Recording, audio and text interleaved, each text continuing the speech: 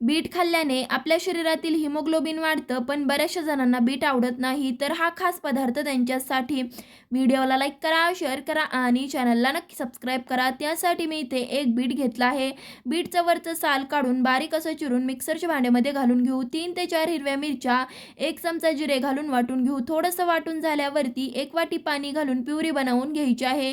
बनवलेली प्युरी बाजूला ठेवून देऊ. आता एका बाउलमध्ये 1.5 वाटी गव्हाचं पीठ, 2 चमचे रवा, चवीनुसार मीठ, अर्ध्या लिंबाचा रस, भरपूर सारी बारीक चिरलेली कोथिंबीर घालू आणि बनवलेली प्युरी घालून पीठ मळून घ्यायचं आहे. पीठ मळून झालं की 1 चमचा तेल लावून आणखी 2 ते 3 मिनिटं कणिक मळून घ्यायची आहे.